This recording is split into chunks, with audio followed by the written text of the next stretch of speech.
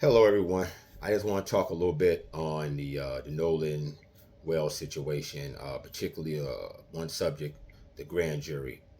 Attorney Crump brought it up at his funeral yesterday, and he almost pounded his fist on the podium, speaking about a Mississippi grand jury because he knows the shadiness that can take place when a grand jury is called. Some people may know how a grand jury works, some people may not. So I want to go into that a little bit.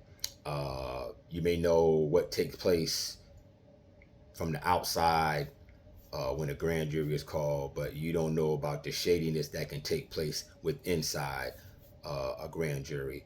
First of all, when a grand jury is called, the DA calls a grand jury. It's a makeup from anywhere from 9 to 12 people. A grand jury is called in to listen to see if the state has enough evidence to bring an indictment against anyone. It can be DNA evidence, eyewitness accounts, video, the murder weapon. If the DA shows all the evidence that they have and not withhold any evidence, that grand jury will indict. They will indict. But if that DA withholds any evidence, no indictment will come down. And that's what I feel like is going to take place in Mississippi. That DA is not going to present all the evidence, so an indictment will not come down. First of all, the only people who's in that courtroom when a grand jury is called is the DA and the jury. There's no defense attorney. There's no judge. No judge. The makeup of the jury, nobody knows. It could be an all-white jury and no minorities. I feel like that's what's going to happen in Mississippi. But anyway, if that DA withholds any evidence and that grand jury fails to indict, the first thing that DA is going to do, I did my job. I presented all the evidence that I had to the grand jury.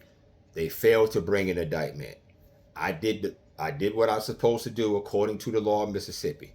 I showed all the evidence. Grand jury didn't think it was enough, so they did not bring an indictment. Don't look at me. Don't blame me. Blame the grand jury. Blame the grand jury. That's what I feel like. That's what's going to happen in Mississippi. Is going to be some evidence withheld to prevent anyone from being charged in this case. And then if that happens, the DA has the final say so if they're going to bring it back to the grand jury again, which that will never happen. Anyway, I wanted to just talk on that a little bit and speak on it, let you know the things that can take place during the grand jury hearing. I'll be back again and speak a little bit more on it. Y'all have a good one.